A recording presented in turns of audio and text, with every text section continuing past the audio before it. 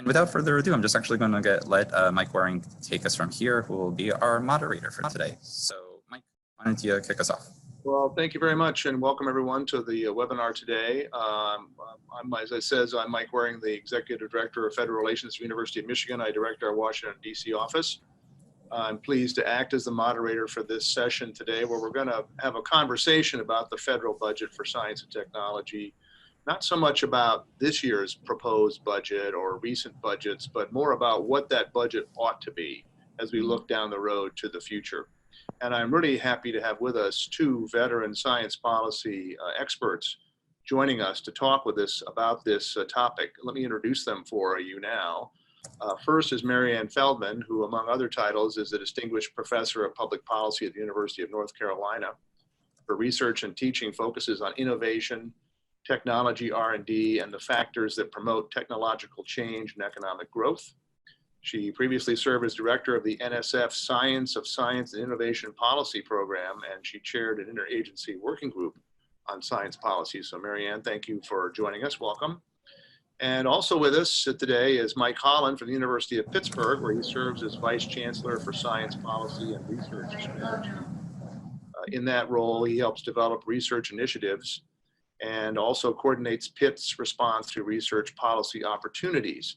Previous to that, he was executive director for NYU's Center for Urban Science and Progress, and before that, spent 13 years here in DC on a variety of science policy positions, Department of Energy, OMB. He also worked at the White House Office of Science and Policy and also the House Science Committee.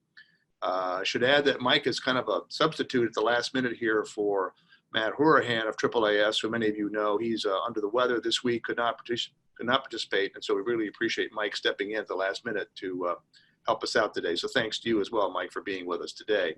Our format is really going to be as follows. We're going to start, I'm going to make some introductory remarks, then each of our participants will get a chance to make some general comments, and then we'll dive further into this topic. In addition to which, you see that you have there a Q&A box where you can actually send questions in. So as we're going along, if you have questions you want me to ask of our panelists, please let me know and I will try to insert them as we move forward throughout this presentation. Just type in the information and we will get to those as we go through the discussion today.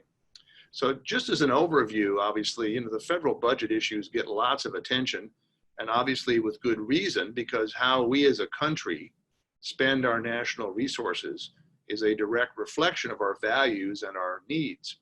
As you know, each February, the president sends his budget to Congress. It's his wish list of how he thinks the nation should best use its resources. But Congress almost never accepts that budget. In fact, most of the time, you'll hear that it's been received dead on arrival, because it's the Congress that ultimately will work on the appropriations and other legislation that decides where our money is spent and how much and on what. Presidents can weigh in, they can lobby Congress, they can threaten to veto appropriation bills, and this is a normal part of the give and take in our democracy. Today we want to take that debate actually beyond what the president just proposed for FY21, but we really want to talk about how we as a country ought to think about the ways we invest in science and technology as a small subset of the overall budget. Now on your screen you see a slide. Colleagues Matt Hourahan, who I just mentioned, and Daniel Correa of the AAAS Day One Project recently put out a report on how we should be preparing for a future presidential administration to argue for serious increases in funding for science. That report, entitled Ambitious, Achievable, and Sustainable, a Blueprint for Reclaiming American Research Leadership, says recent cuts in research funding need to be reversed, particularly as we look at research spending versus GDP as a percentage of GDP, and that's the slide you're seeing there in front of us. The report advocates annual increases of 6.8% to get us back to historical levels of support over a 5-year period, and says part of that would be greater investment in physical and computer sciences, math, and engineering. The first chart there shows you how federal research spending as a share of GDP has leveled off in recent years. If we go to the next chart, you'll see that this looks at what the authors call federal research average intensity, which compares life science at the top with other sciences and proposes these increases in the non-life sciences to try to catch up a little bit in terms of where life science is in the overall panoply of research spending. So with that as kind of a prelude, I want to bring in Marianne and Mike to give us any thoughts they might have about either of those charts, but more in general, your thoughts about this topic itself, where our country is in terms of investing in science and research and where we ought to go. And Marianne, we'll start with you. Okay, very good. Thank you, Mike. And so it's quite disturbing when you see these charts to realize how far we are below the historical trend line and really below the levels of science funding that created a lot of the economic growth that we realized in the last few decades. And so now we are well below the trend line. And when we compare this, historically about 4.3% of GDP.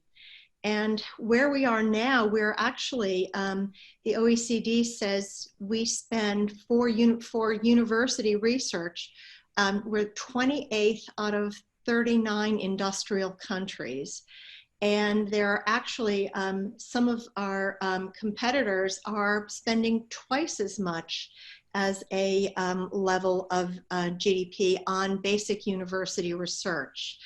And so always when we think about the allocation of research, there's this question about, well, how should we allocate the pie? And we've seen this trend of more money being spent on defense at DoD.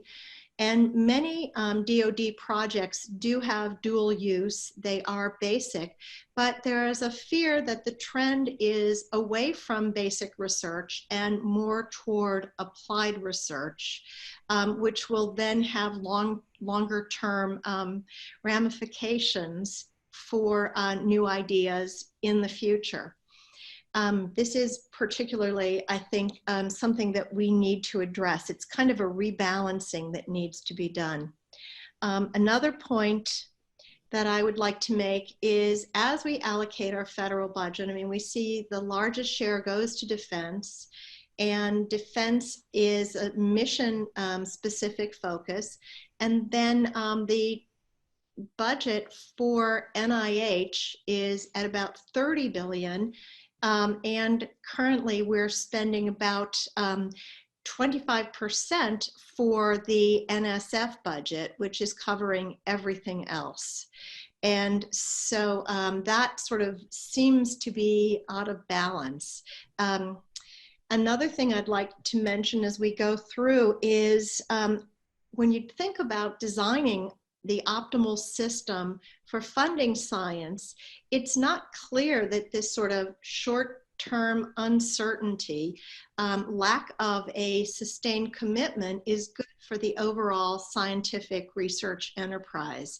And so we are usually consider science funding as a component of discretionary spending, but I would argue that it is so essential to our nation's future that that might be rethought. Mike, your thoughts? Obviously you're going to hear a very sort of OMB infected sort of response. So I think the first thing is back to the prior chart on total, or the share of federal research as a share of GDP. So one of the things to note about that, so the first thing I should say is you know, in terms of like the competition of research funding for discretionary funding, you actually want to look at the share of funding that R&D is capturing as a share of federal spending. And if you look at that, you know, over time, it's, you know, if you sort of guess 12% of federal spending is dedicated to R&D, that's a pretty good guess. So there's a little bit of movement around that. The bigger picture is overall federal spending as a share of GDP, and the trend there is downward. And that actually is a position that at least one of the two major parties campaigns on.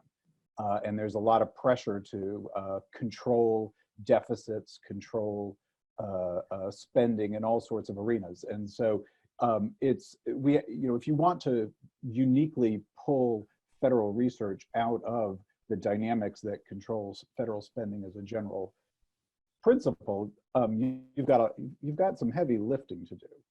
So that's one piece there. The other piece is, look, part of the policy intention of R&D spending is to stimulate activity in the private sector, among other places. And so you can look at this chart in one way and say, as the US economy becomes more knowledge intensive and more sectors start spending more in R&D, we should in fact expect to see the federal research as a share of GDP drop. I know, which is not a happy, not the preferred interpretation of any of these numbers. So the more, to me, the thing that's missing is less analysis of the numbers and more articulation of what a federal and a US science policy ought to be. And when I, as a sort of cynical OMB type, look at and read many of the proposed US policy statements, they can all be reduced to more spending.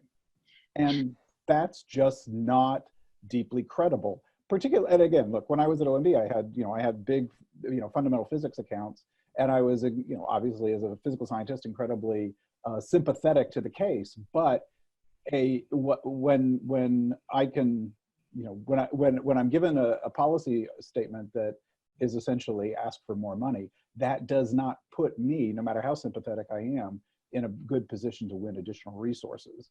And so we need something where we can articulate why we need more spending, what we hope for it to accomplish.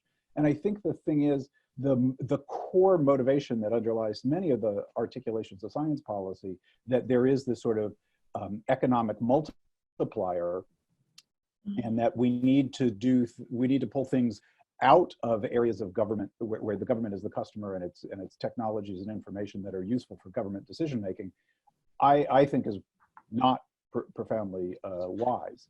So you can think of all sorts of things where there are fundamental motivations for investment in R&D, sort of civil infrastructure, transportation,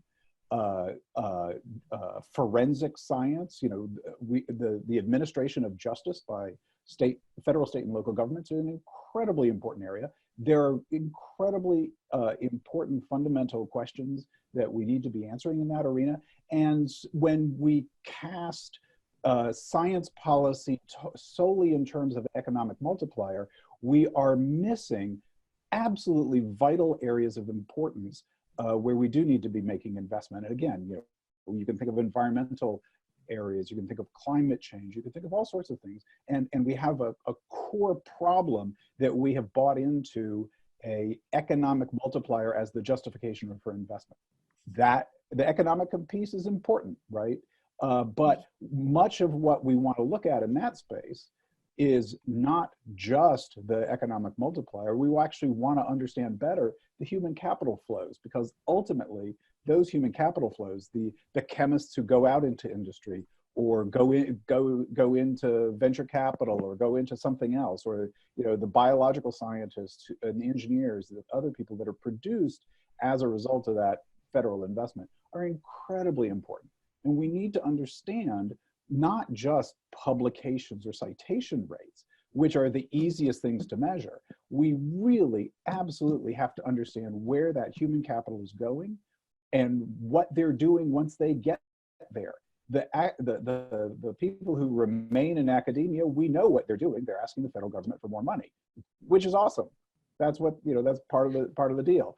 But when we lose sight of that and vitally important human capital production, I think that's a terrible deficit in how we think and talk about science policy. The other thing that we need to do is be much better at understanding what the international landscape of our competitors and our rivals are. We generally do a terrible, terrible job of that. And even when the State Department had science attaches, they were not systematically feeding back information on what the investment strategies of other countries were back to the research agencies. Some of it flowed in to the parts of the government that were worried about ITAR, but it didn't really make it much out of that circle. And now that we don't even have standalone science attaches anymore, we're even more blind. And yet we're moving into an area of an era of increased global competition, and where we're no longer the dominant funder either by the federal government or by US aggregate spending. And so we have this sort of core blind spot in how we think about these issues.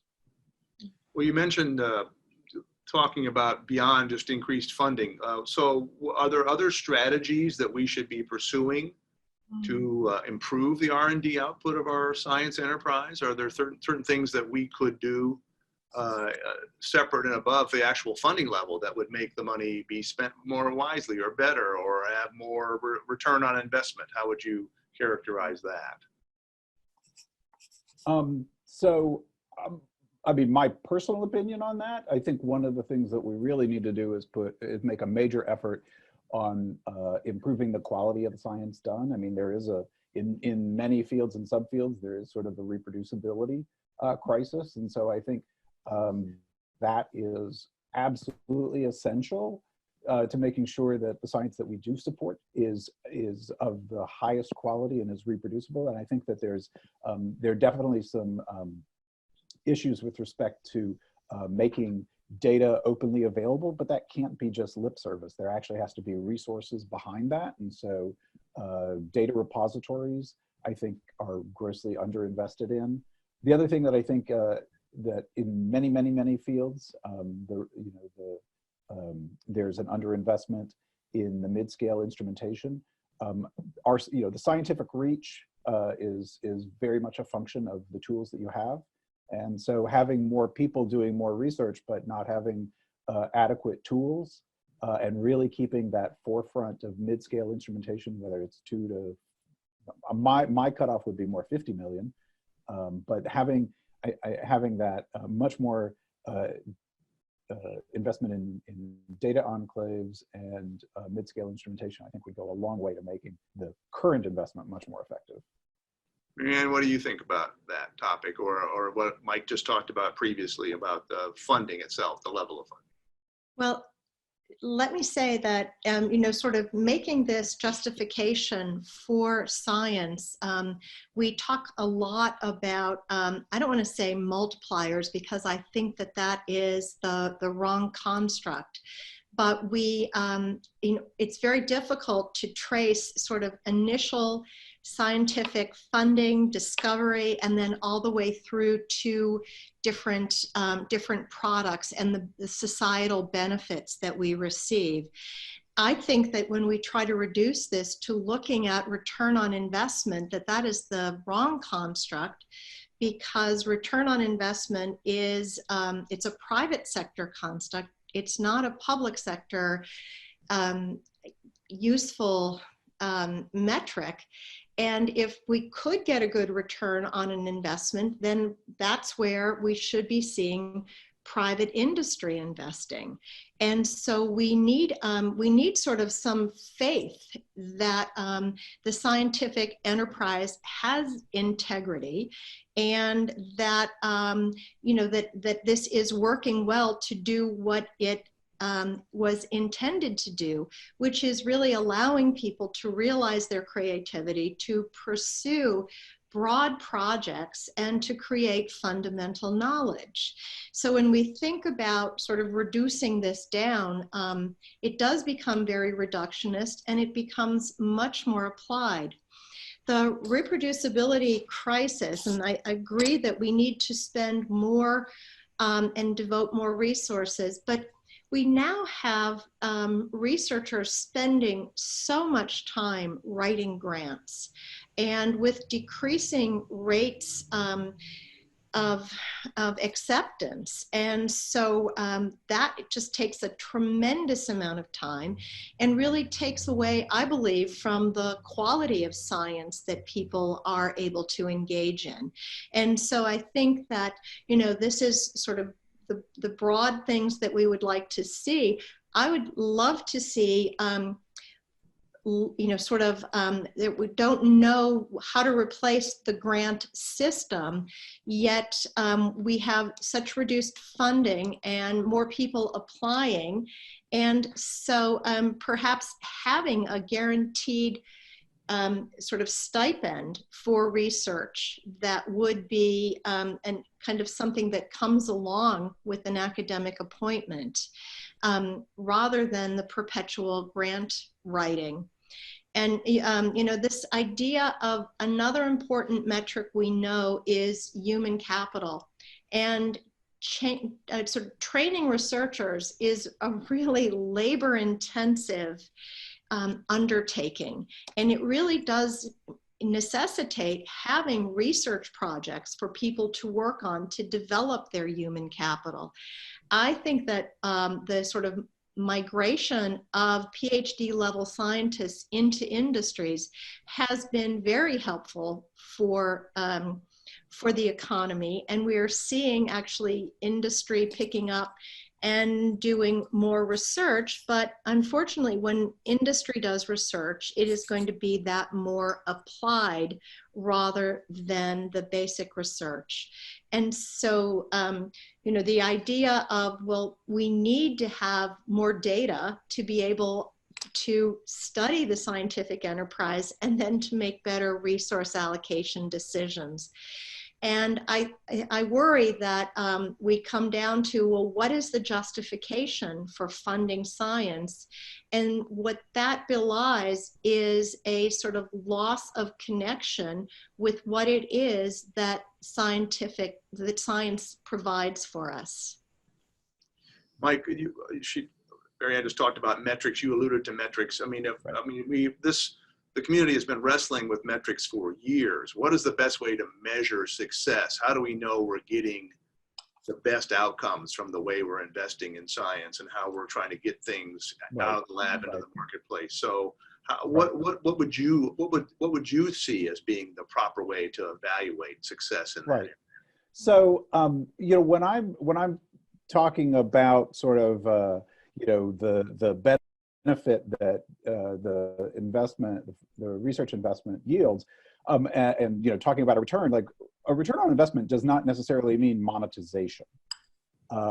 And we have to be systematic in cataloging the benefits, and that's a mix of quantitative and qualitative approaches. And we need to be looking at both the discovery of new ideas and new concepts and new technologies, but we also need to be looking at how those are matured. And so there's an enormous shortfall in translational research. I think, and this I have to admit, the characterization of basic versus applied research, I don't trust any of the numbers on that split coming out of any of the research agencies, because we actually tried to fix those definitions when I was at OMB, and the agencies characterize whether things are basic or applied versus based on the political story that they want to tell. It's actually not grounded in anything that's particularly informed by the actual character of the research that they do. So those comparisons, I will believe the research versus the development divide, but I don't believe basic versus applied. But we want to look at that you know, research generating new ideas, generating new technologies. We actually want to understand how that research is pulled together in usable bundles of information. So again, NIH has the right concept there of translational research, right? It's important to get things from the lab to the bedside, and those analogs throughout, whether it's in energy, whether it's in transportation, whether it's in any of these areas where society wants problems solved. And that's absolutely legitimate. And we need to think hard about how we measure those things. And again, it's looking at the generation of ideas, it's looking at the uptake of those ideas, both by government and by the private sector, as well as the nonprofit sector. Enormous amounts of research needs by the nonprofit sector in terms of service delivery for families in need, et cetera. And so we want to make sure that we're understanding how that information, that those new tools are flowing in and being used and implemented. And again, the human capital component, we need to be better able to measure and track where people are going, how they're using that knowledge and translating it into practice. the actual levels of licensing or royalties or that kind of monetized ROI, quite frankly, is small and not that important. These other qualitative measures, and what we want to do is characterize the flows of people, the flows of ideas, and the flows of tools. And there are lots of ways to do that. It's not simply a monetized ROI.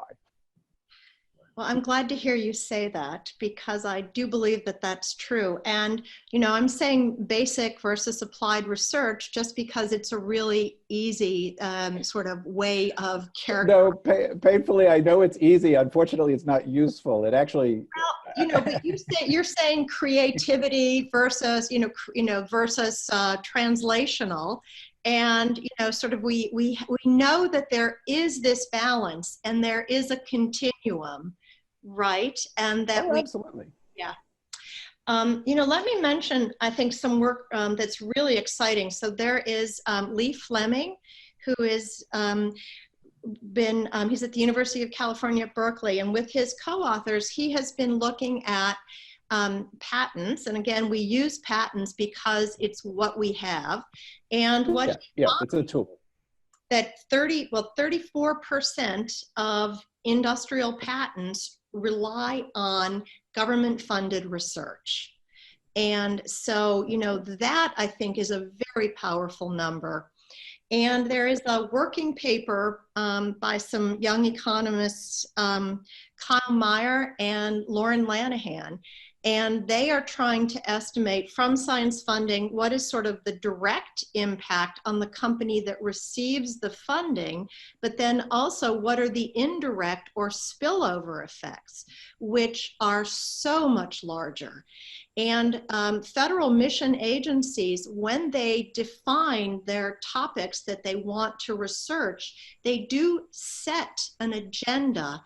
And then even for people who don't get that funding, by creating basic, I'm going to say basic again, like I don't know what else to call it, but by creating sort of something that is a spark of you know, sort of ingenuity, other people follow on.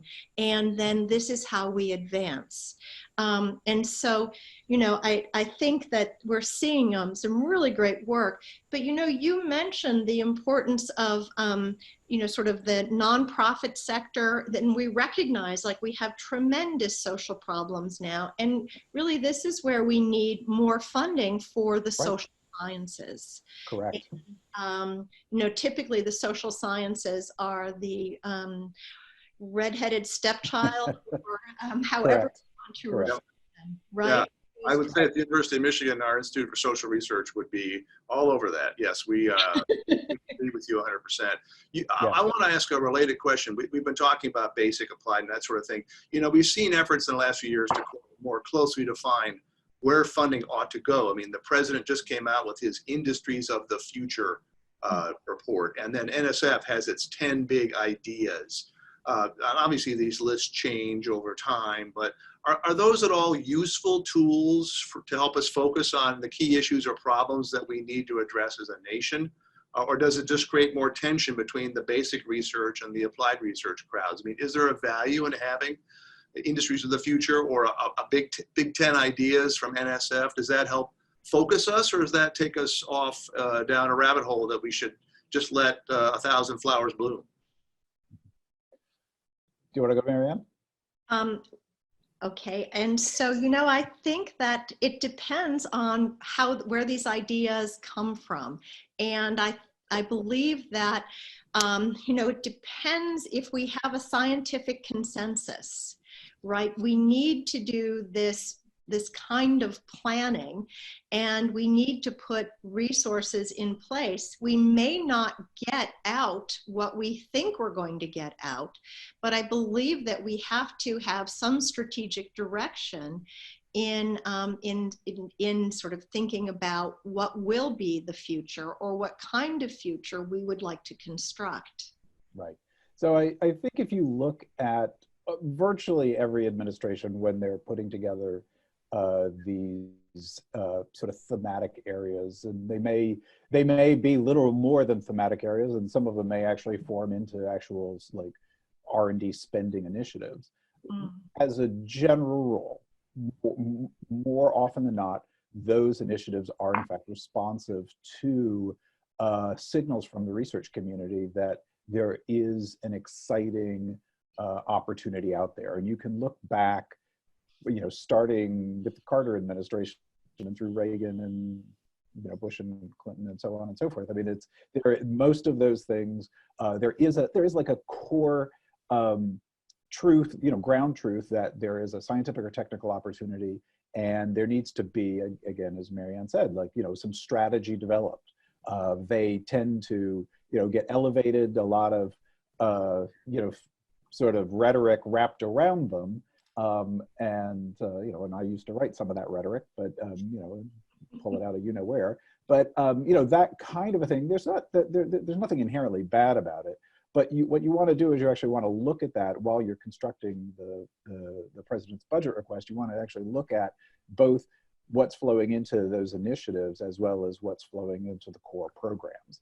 And if you're raiding essential parts of the core to redirect them to the initiatives, that's probably damaging. If you're actually putting more of your marginal additional dollars that you're willing to spend into the initiatives, that's not necessarily harmful. The bigger, to me, the question is, once the direction has been set, do the agencies then have the sort of the science policy machinery to bring in the priorities, the input, from the research community, both whether it's the purely academic in a discovery-oriented field or that mix of academic and non-academic research communities, to then start fleshing out where the detail is, and so you can see lots of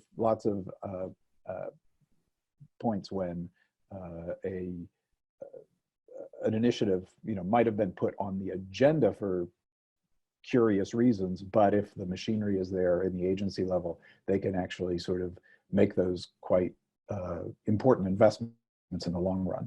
Well, we've seen, Congress also weigh in with its thoughts on this. Clearly AI is at the top of people's list, 5G, quantum computing to compete with China. And in fact, we have a question from a colleague of mine, Kate Stoll here from MIT, who says she wanted to know, can we make comparisons to China's Made in China 2025 strategy? Is that the kind of nationwide strategic plan that we ought to come up with? That where does the United States want to be 5 years from now, 10 years from now? Is there any value in having that discussion, or do things change too quickly? So when I went and actually pulled up the China document, the first thing that shocked me was the only English translation of it that I could find easily was from the Italian government, not our government.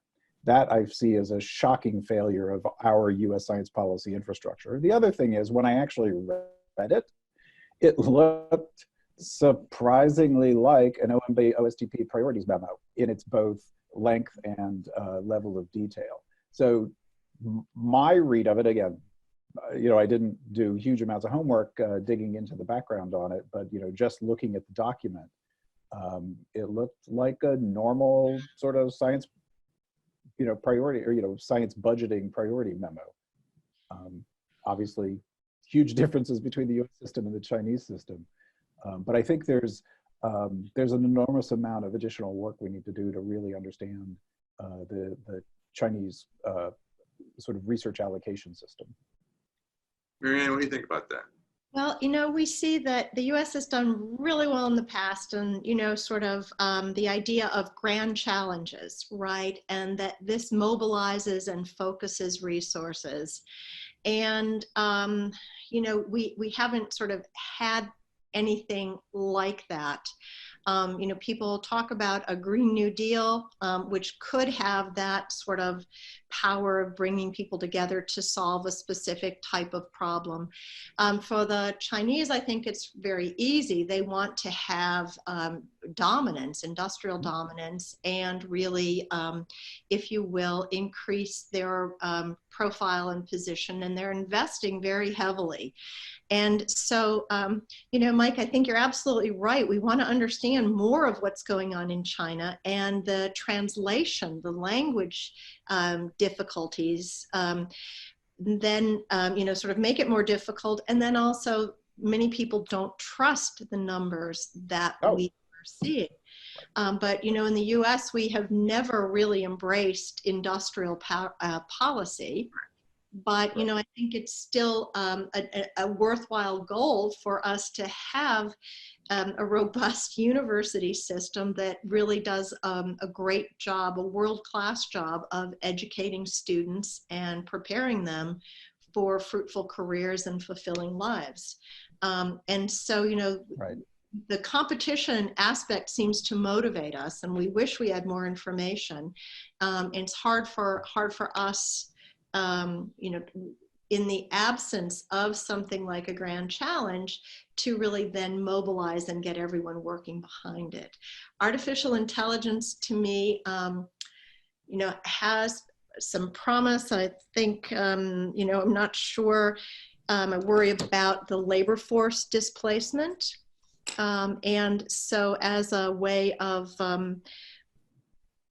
you know, sort of thinking about making investments to really improve the quality of life of the population, this is potentially something that we need to balance. And other things, quantum computing and, you know, sort of 5G sounds great, but let me tell you, I'm speaking to you from North Carolina, and around my state, we have what we know as internet deserts, where people do not have sufficient coverage to allow them to really fully participate in this, you know, sort of new economy. So they do not have sufficient web speed that allows them to do, say, internet banking, or to really launch a business from when they're located. And so that is a, if you will, an access and a distribution question more than a new discovery. Mike, I'm moving away from basic and applied.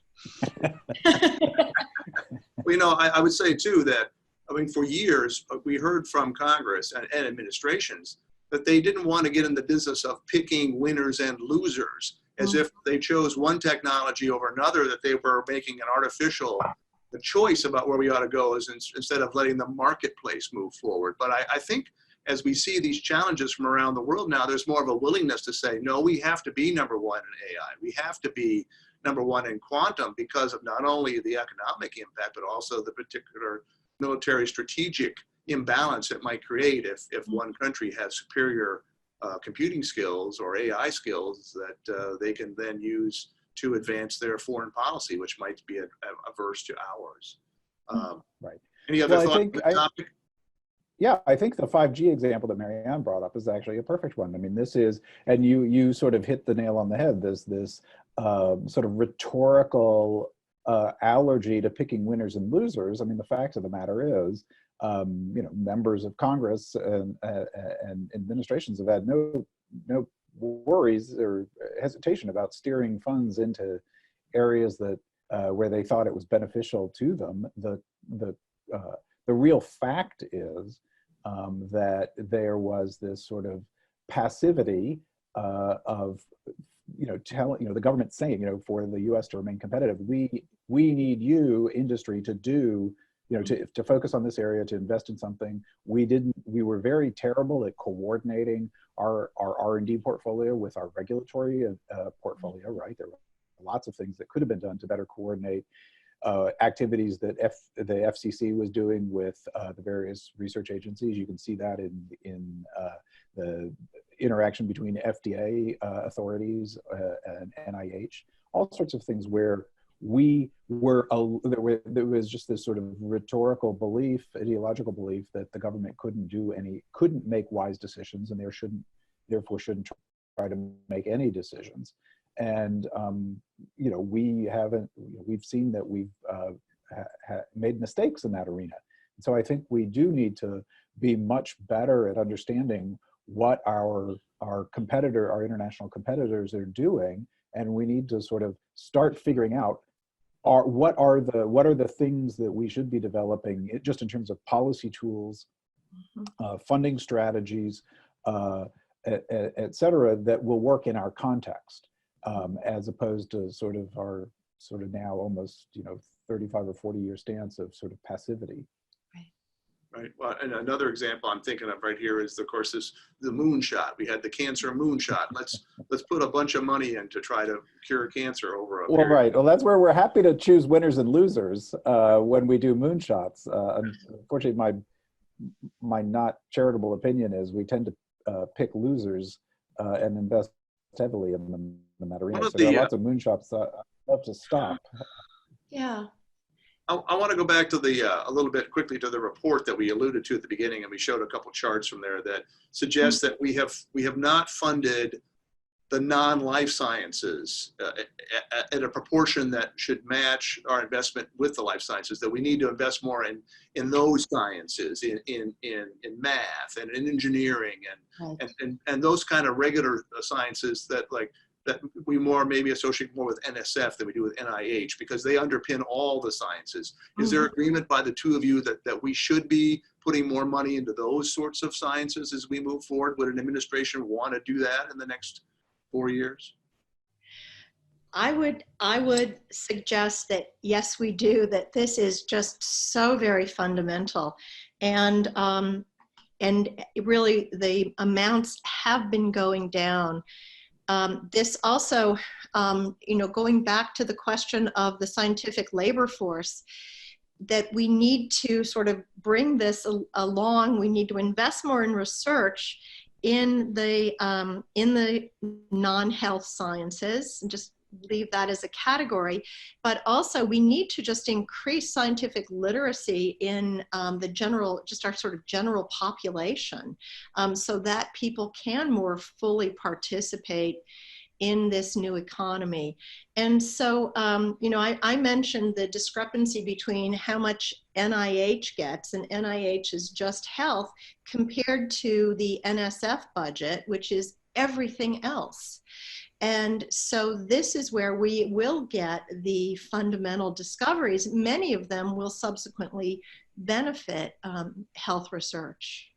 Right. If I should mention too, I just, for those of you who, when the budget for fiscal 20 was signed, NIH got $41.5 billion. Oh, my figure was wrong. Is in line to get even more, I think, in 21.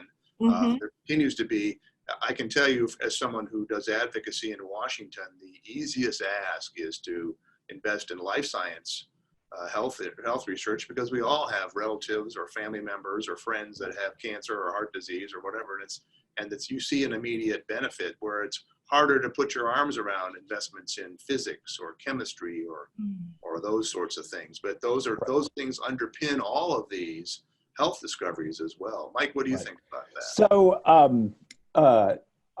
obviously I spent a huge amount of my time, overseeing physical sciences investments in the federal government. So I fully agree that there's enormous opportunity there.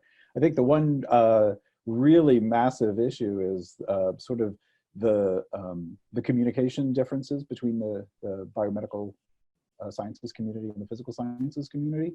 And I used to sort of fight tooth and nail with various parts of that community to try to actually get them to change the messaging. And they loved sort of very internally focused types of arguments about essentially supporting faculty, supporting research opportunities, making the investments, and that just doesn't have a lot of traction. A perfect example was one of the prior long-range plans for high-energy physics, where the report was literally focused on, we're asking for a $20 billion linear collider, and we're only going to ask for one thing. This is what we need. We're ready for it. We're entitled to it. And the report fell flat. And I actually was so enraged by the whole thing, because they were missing such I wanted to be able to buy something on their behalf. and they weren't giving me a tool I could use. And I finally just clobbered them into submission. And high energy physics actually brought in a group led by Persis Drell when she was the director of SLAC, and now she's provost at Stanford. And I sat down with Persis and I basically said, Persis, I can't sell anything in this other report. I need a discovery-driven approach. And she, we went back and forth. She finally understood what I was saying, and she got a small group together. It was the exact same content, or it was the exact same science and the exact same set of physical investments, but she basically turned it on its head and talked about the discovery potential of high energy physics. She did such a great job that when they were walking around briefing members of Congress, Ted Stevens, the full crusty full committee appropriation chairman in the Senate, who was not particularly well known as an advocate for high energy physics or particle physics, was so excited that he asked for 7 copies of the report that Persis put together so that he could personally hand it out to his colleagues. He thought it was so exciting. So the physical sciences has potential. They just have a cultural problem of not wanting or being willing to sell and talk about their science in a way that excites the people with the money. And again, it was the exact same, substance that was being covered. They just went from a machine first, and we're entitled to it, to a discovery first approach that was driven by scientific excitement, and it just made a huge difference. No, Mike, that is really interesting. And so, I mean, what you're saying is to say, we now have LED lighting as an example, right? And that this will require some fundamental discoveries in high energy physics. Well, it's not even the application. They didn't even, that was the thing is, they basically just said, we have an ability to understand more about the universe. And they essentially built it into like, this is who we are as Americans, right? We have a long history of discovery in all sorts of arenas. And that is just intrinsically exciting. And they explained why it was intrinsically exciting, and people got excited. Well, and that gets down to the basics, right, of why we do science, right? Yeah. Oh yeah, absolutely. And that's a piece of it, right? There are parts of the portfolio that you have to sell on that. There are other parts of the portfolio you have to sell a different way. What I've heard people make the argument that, spending on science is not like spending money at the Interior Department or the Ag Department, that it goes back to this discussion about, return on investment, but not necessarily monetary return, but just the knowledge and the things that it will bring you is a different kind. So it's not really an expenditure. It's like putting part of your money that you receive in your 401k, and it will mature, and then you will see a benefit later on, because it takes a while for that to mature. Is that a useful tool in talking to people in policy about these sorts of things, or is that? I think I'm in a difference of opinion here. Mary Ann, you go first on that. I go first on that, and so I do think that, again, one of the reasons I believe that we fund health at NIH at the level we do is because you can tell great stories and stories about cures. And so I feel like we don't have enough stories about scientific discovery and things occurring in the lab. And then suddenly, I use the example of LED lighting, which is fundamental and which really had kind of a 30-year nascency period with basic funding from NSF and then from the Office of Naval Research. And so before, this was a long gestation. And there were studies done a while ago and called traces, where they would look at products introduced to the market or new discoveries or new processes and then trace them back to say, well, you know, what was the Eureka moment that really gave rise to these? And those stories, I think, are things that we need to tell more. We started out by talking about, you know, sort of the hard sort of quantitative percentage of GDP and what's happening adjusted for inflation. But the stories really go a long way in garnering support. Mike Holland, what do you think about that?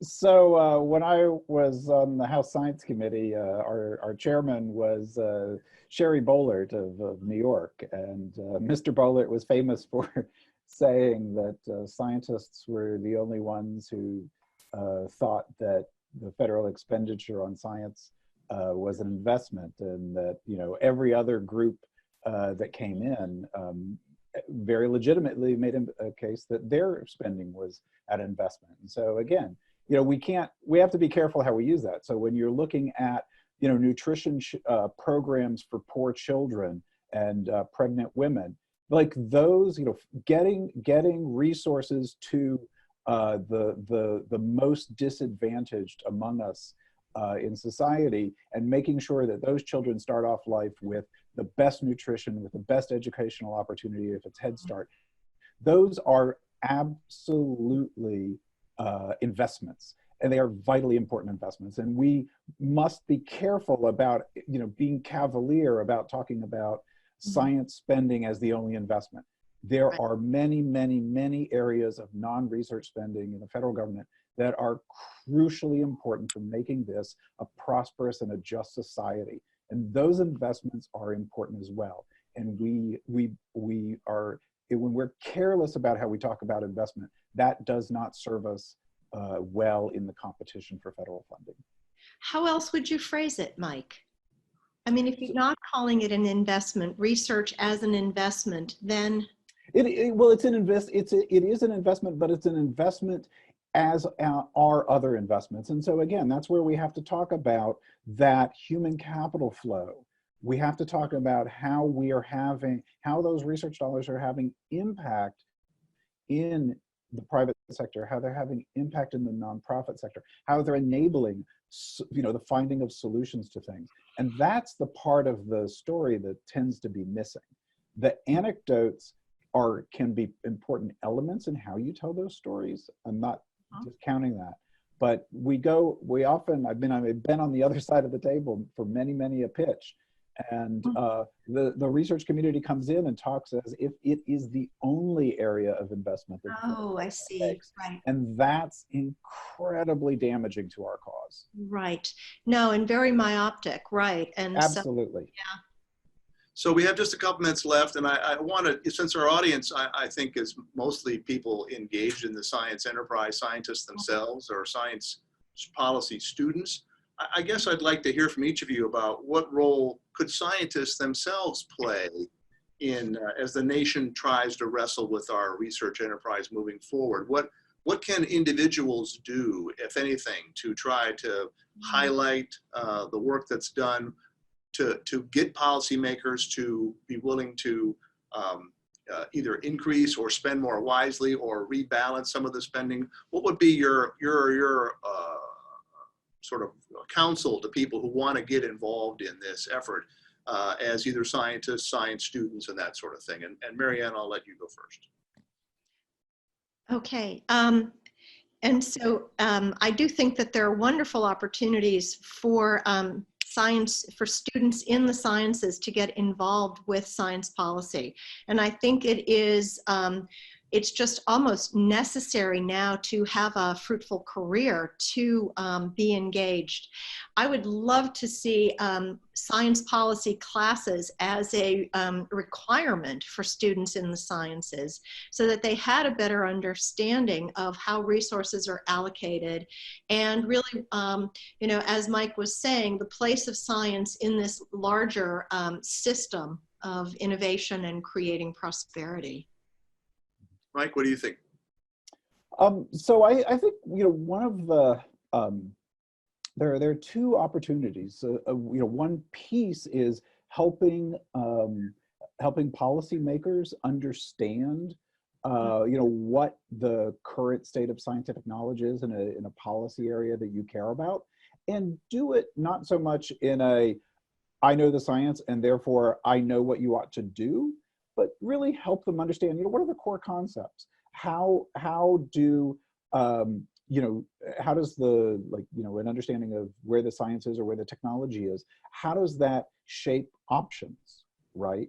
How does that, what path may be more productive in a given context versus less productive in that context. Those are the kind of things, helping policymakers, particularly elected officials, understand how scientific knowledge can help them make decisions, make choices. That's incredibly important. So we need people who can provide much better scientific and technical advice. The other thing is, in terms of advocacy, really start to tell, again, as Marianne noted, tell stories about how you were able to accomplish something given the federal investment.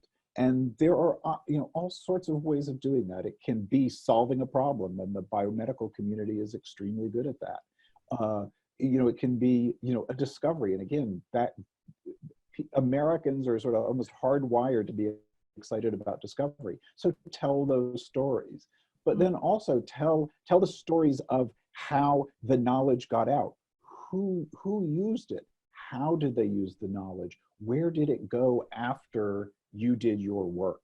Did it just sit on the shelf in a journal, or did it how did that knowledge get animated, have impact, and help them understand those mechanisms whereby the discoveries, the technologies that we're making, how they get out and how they actually benefit the public and benefit issues that we all care about.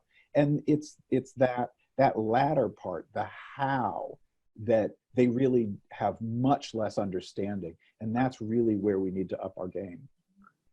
Well, we've come to the end of our time here, and I want to thank both of you for being with us today.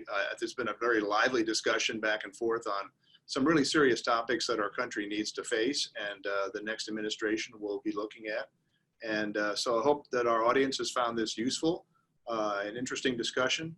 Appreciate both Marianne and Mike's participation today, and I want to thank AAAS for setting this up for us today, and I hope you all enjoyed the discussion. I understand if you didn't see all of it, or if you want to refer this discussion to others, this will be available on YouTube subsequent to this webinar, and we appreciate your time very much today. And from Washington, let me say on behalf of our panelists, thank you and good afternoon. Great, thanks a lot. All right.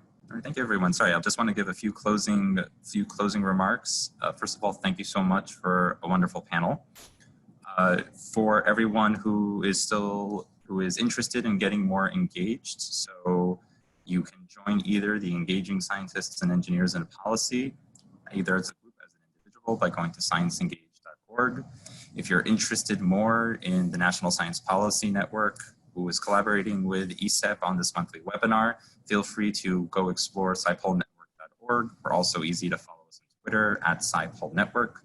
Some quick highlights that we spoke about: Matt Horahan's and Dan Correa's white paper outline. You can find that online at dayoneproject.org. And if you're even interested in trying to write your own policy, they have an open, they have a March 1st deadline for a white paper accelerator. That's very interesting, that they're trying to compile a whole collection of stuff to deliver to the next administration. And finally is that we're almost a little bit more than a month away from our annual International Science Policy Memo Competition in collaboration with the Journal of Science Policy and Governance. And so this is for groups of 3 or more to write a policy memo of 2 to 4 pages. It's open to early career scientists and members of the international community. So definitely recommend checking it out. This topic today was of interest and you want to think about more ways to articulate policy ideas. So again, thank you so much to all the panelists. We'll be recording this again and uploading it later online. Great. Thank you. All right, thank you very much. Have a good day, everyone.